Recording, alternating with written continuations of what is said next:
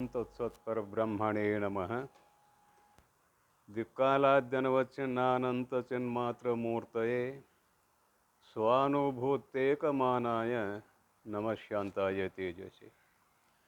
शिवं शान्तमद्वैतं हि यदुक्तं सर्वशास्त्रेषु तद्रूपं मद्गुरुवरं श्रीशान्तानन्दमहं भजे. श्रीमज्जगद्गुरो शिवानन्दादारम्भां श्रीमत्पूर्णानन्दमध्यमां ಶ್ರೀಮದಸ್ಮದ್ಗುರುಪರ್ಯಂತಾಂ ವಂದೇ ಗುರುಪರಂಪರಾಂ. ಪ್ರಾತಸ್ಮರಣೀಯರಾದ ಆರಾಧ್ಯ ಗುರುದೇವರ ಪವಿತ್ರವಾದ ಚರಣಾರವಿಂದಗಳಲ್ಲಿ ದಂಡವತ್ ಪ್ರಣಾಮಗಳನ್ನು ಸಮರ್ಪಣ ಮಾಡಿ, ಅವರಿವರೆನ್ನದೇ ಸರ್ವ ಬ್ರಹ್ಮಜ್ಞಾನಿಗಳ ಪವಿತ್ರವಾದ ಚರಣಾರವಿಂದಗಳನ್ನು ಸ್ಮರಿಸಿ, ಜಗದ್ವಂದ್ಯ ಜಗದ್ಗುರು ಶ್ರೀ ಸಿದ್ಧಾರೂಢಪ್ಪಂಗಳವರ ಚರಣಾರವಿಂದಗಳಲ್ಲಿಯೂ, ಜಗದ್ವಂದ್ಯ ಜಗದ್ಗುರು ಗುರುನಾಥಾರೂಢಪ್ಪಂಗಳವರ ಚರಣಾರವಿಂದಗಳಲ್ಲಿಯೂ, ಜಗದ್ವಂದ್ಯ ಜಗದ್ಗುರು ಶ್ರೀ ಶಿವಾನಂದಪ್ಪಂಗಳವರ ಚರಣಾರವಿಂದಗಳಲ್ಲಿಯೂ ಅನಂತ ನಮಸ್ಕಾರಗಳನ್ನು ಸಮರ್ಪಣ ಮಾಡಿ, ಶ್ರೀಮನ್ನಿಜಗುಣ ಶಿವಯೋಗಿಗಳವರ ಅಡೆದ ಅವರುಗಳಲ್ಲಿ ಪಡಮಡುತ್ತಾ ಉಪಸ್ಥಿತ ಸಾಧಕ ಸಾಧಕಿಯರಾದ ಅನುಭವಿಗಳಾದ ತಮ್ಮೆಲ್ಲರಲ್ಲಿಯೂ ಕೂಡ ಶರಣುಗಳನ್ನು ಹೇಳಿ ಪ್ರಕೃತ ಕಾರ್ಯಕ್ರಮದಲ್ಲಿ ಪಾಲ್ಗೊಳ್ಳೋಣ. ಜಗವಿದು ಪುಷಿ ಎಂದು ಮಿಗೆ ತಿಳಿದ ಆರೂಢನಿಗೆ ಸುಖಾದಿ ದ್ವಂದ್ವ ತತಿಯುಂಟೆ ಅನ್ನುವಂತಹ ಸೂತ್ರವನ್ನು ಪ್ರಾತಃ ಕಾಲದಲ್ಲಿ ಆರಂಭ ಮಾಡಲಾಗಿದೆ. ಒಂದು ನುಡಿಯ ವಿಚಾರವೂ ಕೂಡ ನಡೆದು ಬಂದಿದೆ. ಪರಮಾನುಭವ ಬೋಧೆ ಅನ್ನುವ ಗ್ರಂಥ ಪರಮ ಅದ್ವೈತ ಸಿದ್ಧಾಂತವನ್ನು ಹೇಳುವುದಕ್ಕೆ ಆರಂಭವಾದದ್ದು ಅನ್ನುವುದು ಈಗಾಗಲೇ ವಿದಿತವಾದ ವಿಚಾರ. ಪರದೊಳು ಆಕಸ್ಮಿಕ ವಾದನ ಕಲ್ಪಿತ ಪುರುಷ ನಿಖಿಲ ಭಾವದೊಡಗೂಡಿ ಅಂತ ಈ ಜಗತ್ತಿಗೆ ಯಾರು ಕಾರಣ ಅಂತ ಕೇಳಿದರೆ ಕಲ್ಪಿತ ಪುರುಷನೇ ಕಾರಣ ಅಂತ ಹೇಳಿದರು. ಕಲ್ಪಿತ ಪುರುಷ ಅಂದರೆ ಅವಾಗ ಅಸ್ತಿತ್ವ ಇಲ್ಲ, ಕಲ್ಪನೆ ಮಾಡಿದ್ದೇವೆ. ಅಂತಹ ಕಲ್ಪಿತ ಪುರುಷನಿಂದ ತೋರುವ ಜಗತ್ತು ಇದು ಅತ್ಯಂತ ಮಿಥ್ಯಾಭೂತವಾದದ್ದು. ಬೆಳಗಿನ ಪ್ರವಚನದಲ್ಲಿ ಮಿಥ್ಯಾ ಅಂದರೆ ಏನು ಎಂತೂ ಕೇಳ್ಕೊಂಡು ಬಂದಿದ್ದೇವೆ. ಅದೇ ವಿಷಯ ಒಂದೊಂದು ರೀತಿಯಿಂದ ಮುಂದುವರಿತಾ ಇರ್ತದೆ, ಮತ್ತೇನಿಲ್ಲ. ಇದಕ್ಕೆ ಅಭ್ಯಾಸ ಅಂತ ಕರಿತೇವೆ. ಹೇಳಿದ ವಿಷಯವನ್ನೇ ಮತ್ತೆ ಮತ್ತೆ ಬೇರೆ ಬೇರೆ ರೀತಿಯಿಂದ ಹೇಳುವುದಕ್ಕೆ ಅಭ್ಯಾಸ ಅನ್ನುವಂಥ ಎರಡನೇ ಲಿಂಗ. ನೋಡೋಣ ಒಂದು ನುಡಿ, ಮುಂದಿನ ನುಡಿ. ಪುಷಿ ವಿಷಯಾದಿಗಳೊಳು ಪುಷಿ ದೇಹಾದಿ ಪುಷಿ ಜೀವನೊಡಗೂಡಿ ಚರಿಸಲು ಅಸಮನು ಅದ್ವಯ ಸುಖನಿಧಿ ಸತ್ಯ ಸ್ವರೂಪನೆನಿಸುವ ಪರಾತ್ಮಂಗೆ ತನಗೇನು. ಇದು ಎರಡನೇ ನುಡಿ. ಬೆಳಗಿಂದು ಒಂದು ನುಡಿಯಾಗಿದೆ.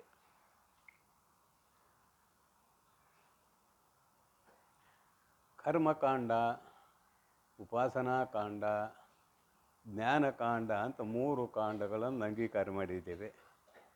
ವೇದಗಳಲ್ಲಿ ಕೆಲವು ಭಾಗಗಳನ್ನು ಆಯ್ದುಕೊಂಡು ಅಂತಲ್ಲ, ಇಡೀ ವೇದದ ಸಮೂಹದಲ್ಲಿ ಮೂರು ಭಾಗ ಮಾಡಿದರು. ಕರ್ಮಕಾಂಡ ಒಂದು ಭಾಗ, ಉಪಾಸನಾಕಾಂಡ ಎರಡನೇ ಭಾಗ, ಜ್ಞಾನಕಾಂಡ ಮೂರನೇ ಭಾಗ. ಈ ಗ್ರಂಥದಲ್ಲಿ ಹೇಳುವ ಕರ್ಮ, ಉಪಾಸನಾ, ಜ್ಞಾನಕಾಂಡಗಳು ಜ್ಞಾನಾಂತರ್ಗತವಾದ ಕರ್ಮಕಾಂಡ, ಉಪಾಸನಾಕಾಂಡ, ಜ್ಞಾನಕಾಂಡ ಅಂತ ವಿಭಾಗ ಮಾಡಿಕೊಂಡು ಬಂದು ಹೇಳಿದ್ದಾರೆ ಈ ಗ್ರಂಥದಲ್ಲಿ. ಪರಂತು ಪೂರ್ವ ಪಕ್ಷೀಯ ಅಭಿಪ್ರಾಯದಲ್ಲಿ ಏನಿರ್ತದೆ ಅಂತ ಕೇಳಿದರೆ, ವೇದಗಳಲ್ಲಿ ಹೇಳಿರುವಂತಹ ಕರ್ಮಕಾಂಡ, ಉಪಾಸನಾಕಾಂಡ, ಜ್ಞಾನಕಾಂಡ ಅಂತ ಅವನ ತಲೆಯಾಗಿರ್ತಾವೆ, ಪೂರ್ವ ಪಕ್ಷೀಯ ತಲೆಯಾಗಿರ್ತಾವೆ. ಯಾಕಂದ್ರೆ ಅದ್ವೈತ ವೇದಾಂತಿಗಳನ್ನು ನುಳಿದು ಇನ್ನುಳಿದ ಎಲ್ಲ ಮತವಾದಿಗಳು ದ್ವೈತಿಗಳು. ಜಗತ್ತು ಸತ್ಯ, ಪರಮಾತ್ಮನೂ ಸತ್ಯ, ಪ್ರತಿಯೊಬ್ಬ ಜೀವಾತ್ಮನೂ ಭಿನ್ನ ಭಿನ್ನ ಸತ್ಯ ಅನ್ನುವಂಥ ಅಭಿಪ್ರಾಯ ಎಲ್ಲ ಮತವಾದಿಗಳದು. ಅದ್ವೈತ ವೇದಾಂತಿ ಒಬ್ಬನನ್ನು ಉಳಿದು, ಅದ್ವೈತ ವೇದಾಂತಿ ಮಾತ್ರ ಒಬ್ಬನೇ ಆತ್ಮ. ಇನ್ನು ಉಳಿದದ್ದೆಲ್ಲವೂ ಕೂಡ ಆಭಾಸ. ಜೀವಾತ್ಮರೂ ಆಭಾಸ, ಜಗತ್ತು ಆಭಾಸ, ಶಾಸ್ತ್ರಗಳು ಆಭಾಸ. ಮಜಾ ಇದೆ ಶಾಸ್ತ್ರಗಳು ಆಭಾಸ ಅಂದರೆ. ಮಿಥ್ಯಾಭೂತವಾದ ಶಾಸ್ತ್ರದಿಂದ ಸತ್ಯವಾದ ಮೋಕ್ಷ ಆಗ್ತದೆ ಏನು ಅಂತ ಕೇಳಿದ್ದಕ್ಕೆ ಉತ್ತರ ಕೊಟ್ಟರು ಆಗಿದೆ ಪೂರ್ವದಲ್ಲಿ. ಕನಸಿನ ವ್ಯವಹಾರ, ಕನಸಿನ ಅಂಗನೆಯ ರತಿ ಕ್ರೀಡೆ ಮಿಥ್ಯೆ ಆದರೂ ಕೂಡ ವೀರ್ಯಪತನ ಸತ್ಯ. ಕನ್ನಡಿಯಲ್ಲಿ ತೋರುವ ಮುಖದ ಆಭಾಸ ಪ್ರತಿಬಿಂಬ ಮಿಥ್ಯೆ ಆದರೂ ಕೂಡ ಅದರಿಂದ ಸತ್ಯವಾದ ಮುಖದ ಜ್ಞಾನ ಆಗ್ತದೆ. ಇವು ದೃಷ್ಟಾಂತ ಯಾವಾಗಲೂ ಈ ಸುಳ್ಳಿನಲ್ಲೇ ಇವು. ಯಥಾರ್ಥವಾದ ಆತ್ಮತತ್ವದಲ್ಲಿ ಏನೂ ದೃಷ್ಟಾಂತ ಕೊಡಕ್ಕೆ ಬರೋದಿಲ್ಲ ನಮಗೆ. ಯಾಕಂದ್ರೆ ಅಲ್ಲಿ ಇರೋದು ಒಂದೇ ಇದೆ. ದೃಷ್ಟಾಂತ ಏನು ಕೊಡ್ಬೇಕು ನಾವು? ಈ ಮಿಥ್ಯಾಭೂತವಾದ ಪ್ರಪಂಚದಲ್ಲಿರುವುದನ್ನೇ ಕೆಲವು ದೃಷ್ಟಾಂತಗಳನ್ನು ಮಾಡಿ ಆತ್ಮತತ್ವವನ್ನು ತಿಳಿಸುವ ಪದ್ಧತಿ ಇದೆ. ಮಿಥ್ಯಾಭೂತ ಶಾಸ್ತ್ರವೂ ಕೂಡ ಆಭಾಸ. ಯಾಕೆ? ಕನಸಿನಲ್ಲಿ ಯಾವನಿಗೊಬ್ಬರಿಗೆ ಹಾವು ಕಡ್ದಿತ್ತಂತ ಅವ್ರಿಗೆ ಯಾರು ಔಷಧ ಕೊಡಬೇಕು? ಕನಸಿನ ಡಾಕ್ಟರನ್ನ ಕೊಡಬೇಕಲ್ಲದೆ ಎಚ್ಚರದ ಅವಸ್ಥೆಯಲ್ಲಿರುವ ಡಾಕ್ಟರ್ ಒಂದು ವೇಳೆ ಅವಾಗ ಆ ಹಾವಿನ ವಿಷ ಇಳಿಸುವುದಕ್ಕೆ ಇನ್ನೊಂದು ಹಾವಿನ ವಿಷ ತೊಗೊಂಡು ಇಂಜೆಕ್ಷನ್ ಮಾಡಿದರೆ ಏನಾಗ್ತದೆ? ಅಪರಾಧ ಆಗ್ತದೆ, ಅವ್ನು ಸತ್ತು ಹೋಗ. ಮತ್ತು ಕನಸಿನ ಡಾಕ್ಟರ ಕನಸಿನಲ್ಲೇ ಹಾವು ಕಡ್ದವನಿಗೆ ಇಂಜೆಕ್ಷನ್ ಮಾಡಿದರೆ ಅವನು ಉಳಿತಾನೆ. ಎಲ್ಲಿದೆ ಕನಸಿನಾಗ ಎಲ್ಲ ಸುದ್ದಿ, ಹೆಸರಾದಾಗಲ್ಲ. ಹಾಗೆ ಇಡೀ ಜಗತ್ತೇ ಕನಸಿಗೆ ಸಮಾನವಾಗಿರುವಾಗ ಶಾಸ್ತ್ರವೂ ಕೂಡ ಕನಸಿನ ಅಂತರ್ಗತವೇ. ಹೇಳುವವನು ಕನಸಿನಲ್ಲಿ ಒಬ್ಬ, ಕೇಳುವವರು ಕನಸಿನಲ್ಲಿರುವವರೇ. ಜನಿಸಿ ತೋರುವ ಜಗವಿದೆಲ್ಲವೂ ಕನಸಿನಂದದಿ ಕೆಡುವುದೆಂದು ಮನದೊಳರಿದು ಜನಿಸಿ ಕೆಡದ ಚಿನ್ಮಯಾಂಶ ಹಿಡಿದ ಯತಿಗೆ ದೂರವಿಲ್ಲವೋ ಮುಕ್ತಿ ದೂರವಿಲ್ಲವೋ ಅಂತ ಅನುಭವಿಗಳು ಸಪ್ಪನ್ನಾಚಾರ್ಯರು ಹಾಡ್ಕೊಂಡು ಬಂದಾರೆ. ಇದು ಕನಸಿಗೆ ಸಮಾನ. ಆದರೆ ನಮಗೆ ಸುಳ್ಳಾಗಿ ಕಾಣುವಲ್ಲ. ಕನಸು ಹೆಸರಾದ ಕೂಡಲೇ ಸುಳ್ಳಾಗಿ ಕಾಣ್ತದೆ, ಅನುಭವಕ್ಕೆ ಬರ್ತದೆ. ದೃಷ್ಟಾಂತ ದಾರ್ಷ್ಟಾಂತ ಏನಪ್ಪ? ಜಗತ್ತೆಲ್ಲ ಕನಸಂತೇರಿ ನಮ್ಮ ಅನುಭವಕ್ಕೆ ಬರುವಲ್ಲಲ್ಲ, ಇದು ಸುಳ್ಳಂತ ಅಂದ್ರೆ ಅಂಥದ್ದು ಶಾಸ್ತ್ರ ನಿಮಗೆ ಎಚ್ಚರ ಆಗಿಲ್ಲ, ಅದಕ್ಕಿದು ಸುಳ್ಳು ಅಂತ ಕಾಣುವಲ್ಲ. ಉತ್ತಿಷ್ಠತ ಜಾಗ್ರತ ಪ್ರಾಪ್ಯವರಾನ್ ನಿಬೋಧತ ಅಂದು ಉಪನಿಷತ್. ಹೇಳ್ರಿ ಅಂತ. ಯಾರಿಗಂತೀರಿ ಹೇಳ್ರಿ ಅಂತ? ಮಲಗಿದವ್ರಿಗೆ ಹೇಳ್ರಿ ಅಂತೀರಿ. ಏನು ಎದ್ದವ್ರಿಗೆ ಹೇಳ್ರಿ ಅಂತೀರೇಣ? ಅನ್ನೋದಿಲ್ಲ. ಯಾರು ಮಕ್ಕೊಂಡಿದ್ದಾರೆ, ಹೇಳ್ರಪ್ಪ ಹೇಳ್ರಿ ಬೆಳಕಾಯ್ತು ಅಂತ ಎಬ್ಬಿಸ್ತೀರಿ.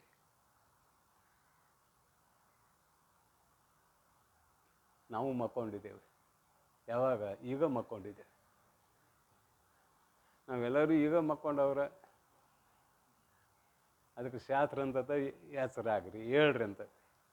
ಎಲ್ಲಿ ಮಕ್ಕೊಂಡಿದ್ದೇವೆ? ಅಜ್ಞಾನವೆಂಬುವ ನಿದ್ರೆಯಲ್ಲಿ ಮಲಗಿಕೊಂಡಿದ್ದೇವೆ. ಏನು ಅಜ್ಞಾನವೆಂಬುವ ನಿದ್ರೆ? ಈ ಶರೀರ ನಾನೆಂಬುವುದೇ ಅಜ್ಞಾನ. ಈ ಶರೀರ ನಾನಲ್ಲ ಅಂದವ್ರು ಎಷ್ಟು ಬಂದಿದ್ದೇವೆ ಈ ಸಭೆಯಲ್ಲಿ? ಶರೀರವೇ ನಾನು ಅಂತ ತಿಳ್ಕೊಂಡವ್ರು ನಾವು 99.9. ಶರೀರವೇ ನಾನು. ತಮಾಷೆ ಮಾಡ್ತಿರ್ತೇನೆ ನಾನು. ನೀವು ಯಾರು ಗಂಡು ಮಕ್ಕಳ ಅಲ್ಲ. ಇದು ಮೃದು ಭಾಷೆ. ನೀವು ಯಾರು ಗಂಡಸರ ಅಲ್ಲ. ಇದಕ್ಕೆ ಬಿರುಸು ಭಾಷೆ. ಒಪ್ತೀರಿ? ಒಬ್ರಾರು ಒಪ್ತೀರಿ ಅನ್ಕೆ ಹೇಳ್ರಿ. ಮತ್ತು ಈ ಶರೀರನ ಅಂದಾಗ ಹೌದಲ್ಲ ಇದು. ಮತ್ತಿದೇ ಅಜ್ಞಾನವೆಂಬುವನಿದ್ರೆ ಶರೀರ ನೀ ಅಲ್ಲ. ಪಂಚಭೂತಗಳಿಂದ ನಿರ್ಮಾಣವಾದ ಶರೀರ, ಅಪಂಚೀಕೃತ ಪಂಚಭೂತಗಳಿಂದ ನಿರ್ಮಾಣವಾದದ್ದು ಸೂಕ್ಷ್ಮ ಶರೀರ. ಅದರ ಹಿಂದಿರುವುದು ಅಜ್ಞಾನ. ಅಜ್ಞಾನದ ಕಾರ್ಯ ಇದೆರಡು, ಸೂಕ್ಷ್ಮ ಶರೀರ, ಸ್ಥೂಲ ಶರೀರ. ಮತ್ತು ಇದೇ ನಾನು ಅಂತೇವಂದ್ರೆ ನಾವೆಲ್ಲರೂ ಅಜ್ಞಾನಿಗಳು. ಅಜ್ಞಾನಿಯಲ್ಲವೇ ಜೀವನೇ ನೀನು ಸುಜ್ಞಾನಿ ಎಂದು ನುಡಿವರೇ. ಇವರೇ ಕೇಳ್ಕೊಂಬಂದಾರಲ್ಲ ಕೈವಲ್ಯ ಪದ್ಧತಿಯಲ್ಲಿ. ಈ ಅಜ್ಞಾನವೆಂಬುವ ನಿದ್ರೆಯಲ್ಲೇ ಮಲಗಿದ್ದೆವು ನಾವು. ಈ ಅಜ್ಞಾನದಿಂದ ಹೇಳ್ರಿ, ಎಚ್ಚರಾಗ್ರಿ, ಯಾತಕ್ಕೆ ಬಂದಿದ್ದೇವೆ ಅನ್ನೋದನ್ನು ತಿಳಿರಿ, ಉತ್ತಿಷ್ಠತೆ ಹೇಳ್ರಿ, ಆಮೇಲೆ ಎಚ್ಚರಾಗ್ರಿ ಅಂತತಿ ಉಪನಿಷತ್ತು. ಹೇಳ್ರಿ, ಎಚ್ಚರಾಗ್ರಿ. ಏನು ಎಚ್ಚರಾಗ್ರಿ? ಏನು ಮಾಡಕ್ಕೆ ಬಂದಿದ್ದೀರಿ ಅದನ್ನು ಸ್ಮರಿಸಿಕೊಳ್ಳಿರಿ. ಇವತ್ತೇನು ಮಾಡೋ ಕರ್ತವ್ಯ ಇದೆ ಅದನ್ನು ನೆನಪು ಮಾಡ್ಕೋ ಅಂತ ಹೇಳ್ತಾರಲ್ಲ ಹಿರಿಯರು ಕಿರಿಯರಿಗೆ. ಹಾಗೆ ಶಾಸ್ತ್ರ ಅಂತದ, ಈ ಶರೀರ ನಾನು ಅನ್ನುವ ಭಾವನೆಯಿಂದ ಹೊರಗೆ ಬರ್ರಿ, ಸ್ವಲ್ಪ ಎಚ್ಚರಾಗ್ರಿ, ಉತ್ತಿಷ್ಠತೆ ಹೇಳ್ರಿ, ಎಚ್ಚರಾಗ್ರಿ. ಏನು ಮಾಡಕ್ಕೆ ಬಂದಿದ್ದೀರಿ ಅಂತ ಕೇಳಿದ್ರೆ ಶಾಸ್ತ್ರ ಆಜ್ಞೆ ಮಾಡ್ತದೆ, ನಿಮ್ಮನ್ನು ನೀವು ತಿಳಿಯೋದಕ್ಕೆ ಬಂದಿದ್ದೀರಿ. ಹೆಂಗೆ ತಿಳಿಯೋದು ನಮ್ಮನ್ನು ನಾವಂದ್ರೆ ಪ್ರಾಪ್ಯವರಾನ್ ನಿಬೋಧತ. ಯಾರು ತತ್ವವೇತ್ತರಾಗಿದ್ದಾರೆಯೋ, ಯಾರು ಬ್ರಹ್ಮಜ್ಞಾನಿಗಳಾಗಿದ್ದಾರೆಯೋ ಅವರ ಬಳಿಗೆ ಹೋಗ್ರಿ, ನಿಮ್ಮನ್ನು ನೀವು ತಿಳಿಯಿರಿ ಅನ್ನೋದು ಶಾಸ್ತ್ರ. ಯಾವ ನಿದ್ರೆಯಲ್ಲಿ ಮಲಗಿದ್ದೇವೆ? ಅಜ್ಞಾನವೆಂಬ ನಿದ್ರೆಯಲ್ಲಿ ಮಲಗಿದ್ದೇವೆ, ಎಚ್ಚರಾಗಿಲ್ಲ ಇನ್ನು. ಉತ್ತಿಷ್ಠತೆ, ಜಾಗ್ರತೆ. ಎಚ್ಚರ ಯಾವಾಗ ಆಗ್ತದಂದ್ರೆ ಸದ್ಗುರುಗಳ ಬಳಿಗೆ ಹೋಗಿ ಆಪ್ತ, ಅಂಗ, ಸ್ಥಾನ, ಸದ್ಭಾವಾದಿ ಸೇವೆಗಳನ್ನು ಮಾಡಿ, ಶ್ರವಣ, ಮನನ, ನಿಧಿಧ್ಯಾಸನ ಇದೆಲ್ಲವನ್ನೂ ಮಾಡಿ ಸ್ವರೂಪದ ಸಾಕ್ಷಾತ್ಕಾರ. ಸಾಕ್ಷಾತ್ಕಾರ ಅಂದ್ಕೂಲೆ ಎದುರಿಟ್ಟು ನೋಡುವುದಲ್ಲ. ಸಾಕ್ಷಾತ್ಕಾರ ಶಬ್ದಕ್ಕೆ ಎದುರಿಟ್ಟು ನೋಡುವುದಲ್ಲ, ಮತ್ತೇನು? ಅನುಭವದಿಂದ ಕಂಡುಕೊಳ್ಳುವುದು. ಅನುಭವದಿಂದ.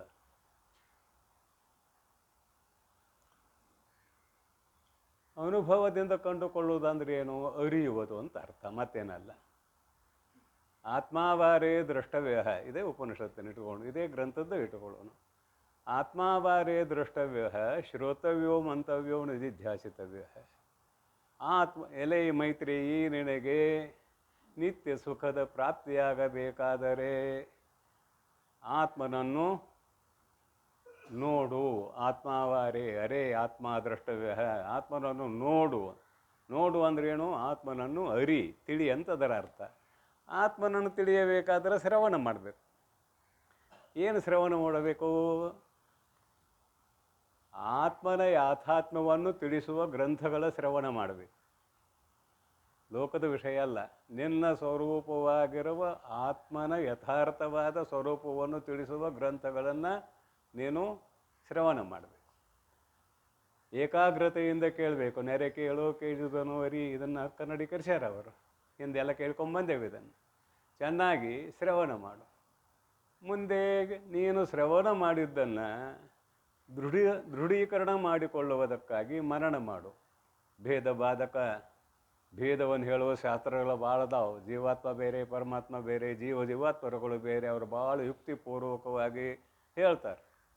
ಆ ಭೇದ ಸತ್ಯವೋ ಅಸತ್ಯವೋ ಅನ್ನುವಂತಹ ಚಿಂತನೆಯನ್ನು ಮಾಡಬೇಕು.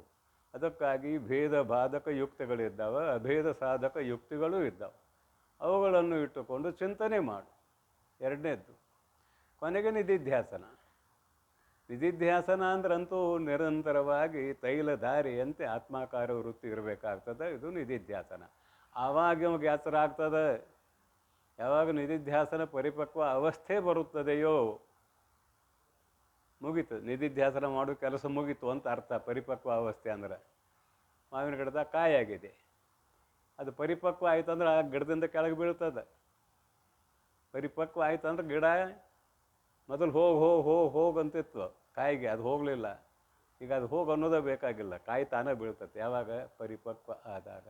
ಹಾಗೆ ನಿಧಿಧ್ಯಾಸನವೂ ಕೂಡ ನಿಂತು ಹೋಗ್ತದೆ ನಿನ್ನ ಸಾಧನೆಯು ಪರಿಪಕ್ವ ಆದಾಗ. ಆ ನಿಧಿಧ್ಯಾಸನ ಪರಿಪಕ್ವ ಅವಸ್ಥೆಯೇ ಎಚ್ಚರ. ಆ ಎಚ್ಚರ ಆದಾಗ ಅಜ್ಞಾನವೆಂಬುದು ಇಲ್ಲ, ಜಗತ್ತೇ ಇಲ್ಲ, ಜೀವಾತ್ಮರೂ ಇಲ್ಲ. ಮತ್ತು ಯಾರಿದ್ದಾರೆ? ನೀನೇ ಇದ್ದಿ, ಮತ್ತಾರಿದ್ದಾರೆ? ಆತ್ಮವಾಗಿರುವ ನೀನು ಒಬ್ಬನೇ ಇದ್ದೀಯಾ. ಅಲ್ಲಿ ದ್ವೈತ ಅನ್ನೋದು ಇಲ್ಲವೇ ಇಲ್ಲ ಅಂತ ಇದರ ಅರ್ಥ. ನೋಡೋಣ ನೋಡಿ. ಖುಷಿ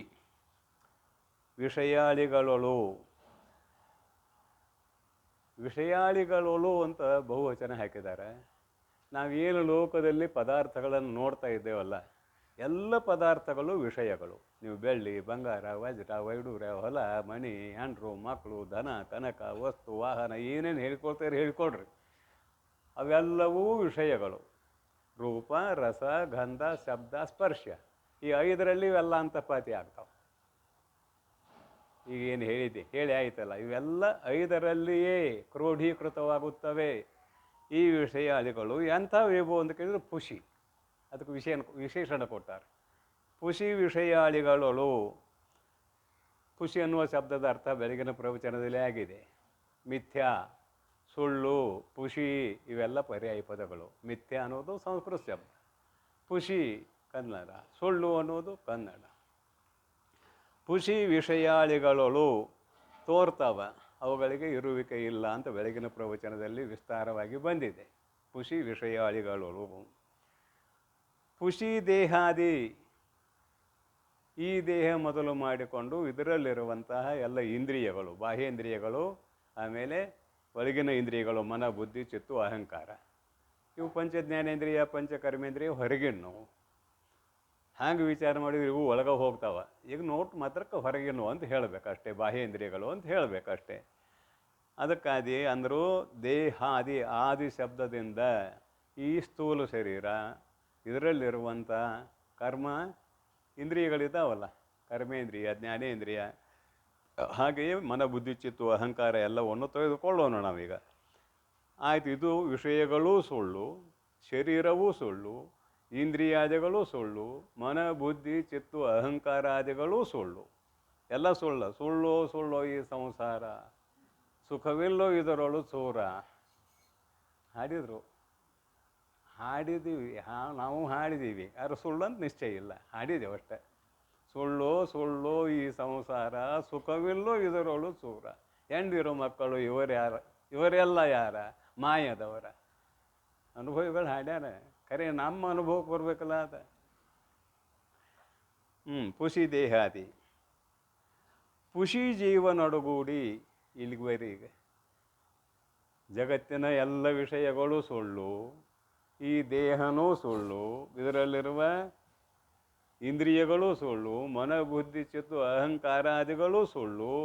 ಅದ್ರ ಒಳಗೆ ಹೋಗ್ರಿ, ಇವೆಲ್ಲ ಸುಳ್ಳು ಆದಾಗ ಒಳಗೆ ಜೀವಾತ್ಮ ಅಂತಿದ್ದಾನೆ, ಅವನು ಸುಳ್ಳು.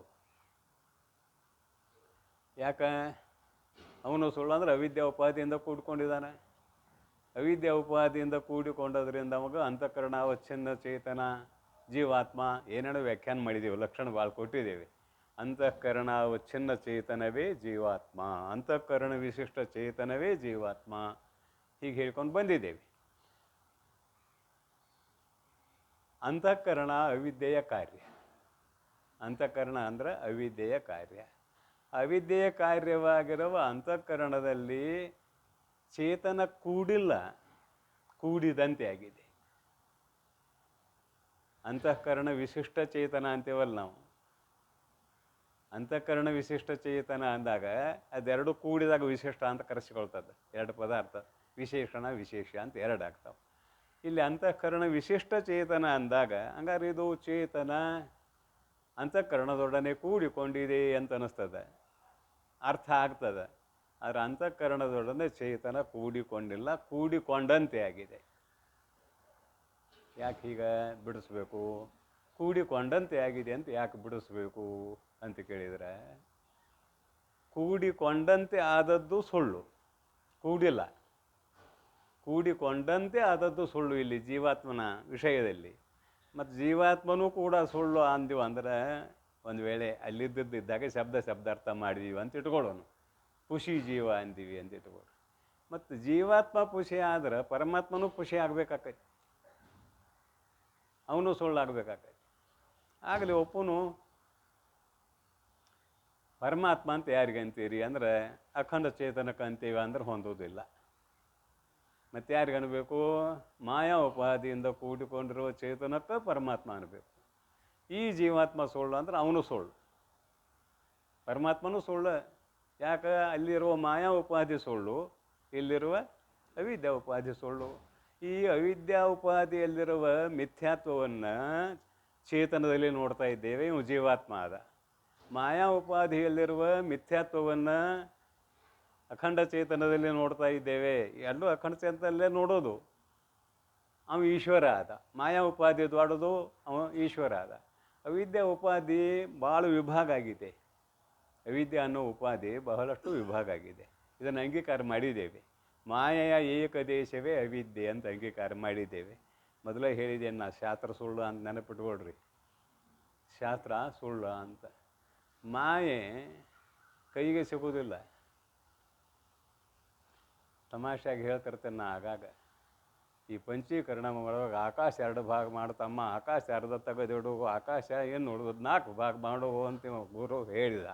ಶಿಷ್ಯ ಹ್ಞೂ ಮಾಡೀನ್ರಿಪ್ಪ ಅಂದ. ಹೆಂಗೆ ಮಾಡಿದ? ಆಕಾಶ ಕೈ ಸಿಗ್ತತಿ, ಕತ್ತರ್ಸಕ್ಕೆ ಬರ್ತತಿ, ಮತ್ತು ತಿಳಿಸುವ ದೃಷ್ಟಿಯಿಂದ ಹೇಳಬೇಕಾಗೈತಿ. ಇಲ್ಲೂ ಹಾಗೆ ತಿಳಿಸುವ ದೃಷ್ಟಿಯಿಂದ ಜೀವನೂ ಸುಳ್ಳು, ಪರಮಾತ್ಮನೂ ಸುಳ್ಳು. ಮತ್ತು ಖರೆ ಯಾವುದು ಅಂದರೆ ಈ ಎರಡಕ್ಕೂ ಮೂಲವಾಗಿರುವ ಅಖಂಡ ಚೈತನ್ಯ ಒಂದೇ ಖರೆ, ಅದು ಒಂದೇ ಸತ್ಯ ಅಂತ ಇದರ ಅಭಿಪ್ರಾಯ, ಮತ್ತೇನಿಲ್ಲ. ಖುಷಿ ಜೀವನೊಡಗೂಡಿ, ಖುಷಿ ಜೀವಾತ್ಮನೊಡಗೂಡಿ ಚರಿಸಲು ಆ ಚೇತನ ಉಪನಿಷತ್ ಹೇಳ್ತದೆ. ಈಶಾವಾಸ್ಯಮಿದಂ ಸರ್ವಂ ಯತ್ಕಿಂಚ ಜಗತ್ತಾಂ ಜಗತ್ತನ್ನುವ ಉಪನಿಷತ್ತಿನಲ್ಲಿ ತದೇ ಜತಿ ತನ್ನೇ ಜತಿ ತದ್ದೂರೇ ತದ್ವಂತಿಕೆ ತದಂತರಶ್ಚ ಸರ್ವಸ್ಯ ತದು ಸರ್ವಸ್ಯಾಶ್ಯ ಬಾಹ್ಯತಃ.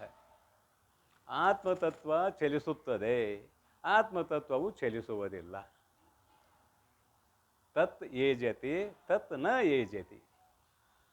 ಆತ್ಮತತ್ವ ಚಲಿಸುತ್ತದೆ ಅಂತ ಒಂದು ಮಾತು, ಆತ್ಮತತ್ವ ಚಲಿಸುವುದು ಅಲ್ಲ ಅಂತ ಇನ್ನೊಂದು ಮಾತು. ಅಲ್ರಿ, ಒಂದು ಆತ್ಮ ಇದೆ ಅಂತೀರಿ, ಅದು ಚಲಿಸುತ್ತದೆ ಮತ್ತು ಚಲಿಸುವುದಿಲ್ಲ ಅಂದ್ರೆ ವೈರುಧ್ಯ ಅಲ್ಲವೇ ಇದು, ವಿರೋಧ ಅಲ್ಲವೇ ಇದು ಅಂತ ಕೇಳುವವರಿಗೆ ಸಂಶಯ ಬರ್ತದೆ. ಕೇಳುಗರಿಗೆ ಸಂಶಯ ಬರ್ತದೆ. ಉಪಾಧಿಯೊಡನೆ ಕೂಡಿಕೊಂಡಾಗ ಉಪಾಧಿಯೂ ಚಲಿಸುತ್ತದೆ, ಆತ್ಮ ಚಲಿಸುವುದಿಲ್ಲ. ಆದರೆ ಉಪಾಧಿಯು ಚಲಿಸಿದಂತೆ ಆದದ್ದನ್ನು ಆತ್ಮನಲ್ಲಿ ನೋಡಿಕೊಂಡು ಚಲಿಸುತ್ತದೆ. ಉಪಾಧಿಯೊಡನೆ ಕೂಡಿಕೊಂಡು ಆತ್ಮನಲ್ಲಿ ನೋಡುವುದನ್ನು ಚಲಿಸುತ್ತದೆ ಅಂತ ಹೇಳ್ತೀವಿ. ತದೇ ಜತಿ ತನ್ನ ಏ ಜತಿ ತದ್ದೂರೇ ತದ್ವಂತಿಕೆ. ಈಗ ನಿಮಗೆ ದೃಷ್ಟಾಂತ ಮಾಡ್ತೀನಿ, ತಿಳಿತೈತಿ. ಈ ಆಕಾಶ ಎಲ್ಲಿಯಾದರೂ ಚಲನವಲನ ಮಾಡ್ತತೇನ್ರಿ? ಮಾಡೋದಿಲ್ಲ. ಕೈಯಾಗ ಒಂದು ಖಾಲಿ ಕೊಡ ಹಿಡ್ಕೊಳ್ರಿ, ಅದ್ರೊಳಗೆ ಏನತಿ? ಖಾಲಿ ಕೊಡ ಹಿಡ್ಕೊಂಡಾಗ ಏನೈತಿ ಒಳಗೆ? ಏನೂ ಇಲ್ಲ ಅಂತ ಹೇಳ್ತಾರೆ ಕೆಲವು ಮಂದಿ. ಏನೂ ಇಲ್ಲ ಅದ್ರಾಗ, ಏನಕ್ಕ ನೋಡಿರಿ ಏನೂ ಇಲ್ಲ ಅಂತ. ಯಾಕೆ? ಬೈಲಿಲ್ಲ ಏನದ್ರಾಗ? ಆಕಾಶ ಐತಿ. ನೀವು ಆ ಕೊಡ ಹಿಡ್ಕೊಂಡು ಹೋಗ್ರಿ, ಆ ಕೊಡದು ಕೂಡ ಬೈಲು ಬಂದಂಗಾಗೈತಿ. ತಿಳಿತೈತಿಲ್ಲ? ಕೊಡದು ಕೂಡ ಬೈಲು ಬಂದಂಗಾಗೈತಿ. ಆದರೆ ಬೈಲು ಹೋಗೋದಲ್ಲ ಬರೋದಲ್ಲ, ಹೋಗೋದು ಕೊಡ, ಬರೋದು ಕೊಡ. ಆ ಕೊಡ ಹೋದಾಗ ಅದರೊಳಗಿರುವ ಬೈಲು ಹೋದಂಗಾಗೈತಿ, ಅದರೊಳಗಿರೋ ಬೈಲು ಬಂದಂಗಾಗೈತಿ. ಬಂತಂದ್ರೆ ಬಂದಂಗಾಗೈತಿ, ಹೋಯ್ತಂದ್ರೆ ಹೋದಂಗಾಗೈತಿ. ಈ ದೃಷ್ಟಾಂತದಂತೆ ಉಪಾಧಿಯೊಡನೆ ಕೂಡಿಕೊಂಡಿರುವ ಚೇತನ, ಮಾಯ ಉಪಾಧಿಯಿಂದ ಕೂಡಿಕೊಂಡಿರುವುದಾದರೂ ಆಗಬಹುದು, ಅವಿದ್ಯೆ ಉಪಾಧಿಯಿಂದ ಕೂಡಿಕೊಂಡಿರುವ ಚೇತನ ಆದರೂ ಆಗಬಹುದು. ಆ ಉಪಾಧಿಯು ಚಲಿಸಿದಾಗ ಚಲಿಸದಂತೆ, ಚಲಿಸದೇ ಇರುವಾಗ ಚಲನವಲನ ಇಲ್ಲದಂತೆ. ಅದಕ್ಕಾಗಿ ತತ್ ಏ ಜತಿ ತನ್ನ ಏ ಜತಿ ಎನ್ನುವ ಮಾತನ್ನು ಇಲ್ಲಿ ನೆನಪು ಮಾಡಬೇಕಾಗ್ತದೆ. ಗೊತ್ತಾಯ್ತಲ್ಲ? ಆಕಾಶ ಚಲಿಸುವುದಿಲ್ಲ, ಹಾಗೆ ಆತ್ಮನೂ ಚಲಿಸುವುದಿಲ್ಲ. ಈ ಕೊಡ ಅನ್ನೋ ಉಪಾಧಿ ಚಲಿಸುವುದರಿಂದ ಆಕಾಶ ಹೋದಾಗೆ ಬಂದ ಹಾಗೆ ಕಾಣ್ತದಲ್ಲ, ಇದರಂತೆ ಉಪಾಧಿಗಳು ಚಲಿಸಿದಾಗ ಆತ್ಮನು ಚಲಿಸಿದಂತೆ ಕಾಣುತ್ತಾನೆ. ಯಾಕಂದರೆ ಎಲ್ಲ ಕಡೆ ಇದ್ದಾನು. ಹೀಗಾಗಿ ಇವೆಲ್ಲರೂ ಉಪಾಧಿಯಿಂದ ಕೂಡಿಕೊಂಡಿರುವ ಚೇತನಗಳು ಸುಳ್ಳಲ್ಲ, ಆ ಉಪಾಧಿಗಳು ಸುಳ್ಳು. ಆ ಉಪಾಧಿಗಳನ್ನು ಚೇತನದಲ್ಲಿ ನಾವು ಆಭಾಸ ಮಾಡಿಕೊಂಡು ಜೀವಾತ್ಮನೂ ಸುಳ್ಳ ಪರಮಾತ್ಮನೂ ಸುಳ್ಳ ಅಂತ ಹೇಳಾಕತ್ತಿದ್ದೇವೆ ಅಷ್ಟೇ. ಜೀವಾತ್ಮನೂ ಸುಳ್ಳಲ್ಲ, ಪರಮಾತ್ಮನೂ ಸುಳ್ಳಲ್ಲ, ಇಬ್ಬರು ಸತ್ಯನ. ಉಪಾಧಿಯನ್ನು ಯಾವಾಗ ಇಟ್ಕೊಂಡು ಉಪಾಧಿಯ ಧರ್ಮಗಳನ್ನೆಲ್ಲ ಆರೋಪ ಮಾಡಿದ್ದೇವೆ. ಉಪಾಧಿ ಅಂತ ಯಾವುದನ್ನು ಕರಿತೇವೆ? ಸ್ವೀಯಾನ್ ಧರ್ಮಾನ್ ಅನ್ಯತ್ರ ದದಾತೀತಿ ಉಪಾಧಿ. ತನ್ನ ಧರ್ಮಗಳನ್ನು ಇನ್ನೊಂದರಲ್ಲಿ ಆರೋಪಿಸುವುದು ಅದರ ಸ್ವಭಾವ, ಅದಕ್ಕೆ ಉಪಾಧಿ ಅಂತ ಕರಿತೇವೆ. ಸ್ವೀಯಾನ್ ಧರ್ಮಾನ್ ಅನ್ಯತ್ರ ದದಾತೀತಿ ಉಪಾಧಿ. ಹಾಗಲ್ಲಿ ಜೀವಾತ್ಮನೂ ಸುಳ್ಳು, ಪರಮಾತ್ಮನೂ ಸುಳ್ಳು ಬರೀತಾರೆ. ನೋಡ್ರಿ ಅದನ್ನು. ಖುಷಿ ಜೀವನೊಡಗೂಡಿ ಚರಿಸಲು, ಇದೆಲ್ಲ ಏನಾಯಿತು? ಉಪಾಧಿಯಿಂದ ಇದ್ದಾಗ ಚರಿಸಲು ಅಂದ್ರೆ ಹೋಗೋದು ಬರೋದು ಎಲ್ಲ ಆಯಿತು. ಆದರೆ ನಿಜವಾದ ಆತ್ಮನ ಸ್ವರೂಪ ಹೇಗಿದೆ ಅನ್ನೋದನ್ನು ಇಲ್ಲಿ ಎರಡು ಹೇಳ್ತಾರೆ. ಒಂದು ಉಪಾಧಿಗ್ರಸ್ತವಾದದ್ದನ್ನು ಹೇಳ್ತಾರೆ, ಇನ್ನೊಂದು ನಿರುಪಾಧಿಕವಾದದ್ದನ್ನು ಹೇಳ್ತಾರೆ. ಅಸಮನು, ನಿಜವಾಗಿ ಆತ್ಮರ ಸ್ವರೂಪ ಹೇಗಿದೆ. ಅಸಮನು, ಅಸಮನು ಅಂದ್ರೆ ಸಮ ಅಂದ್ರೆ ಎರಡಿದಾವೆ. ಸಮ ಅಂದ್ರೆ ಎರಡಿದಾವೆ. ಅಸಮನೇತ್ರಧಾರಿ ಪರಮಾತ್ಮ, ಈಶ್ವರ ಅಸಮನೇತ್ರಧಾರಿ. ಅವು 3 ಕಣ್ಣಿದಾವೆ. ಸಮನೇತ್ರಗಳಲ್ಲ. 2 ಇದ್ರೆ ಸಮನೇತ್ರಧಾರಿ, 3 ಇದ್ರೆ ಅಸಮನೇತ್ರಧಾರಿ.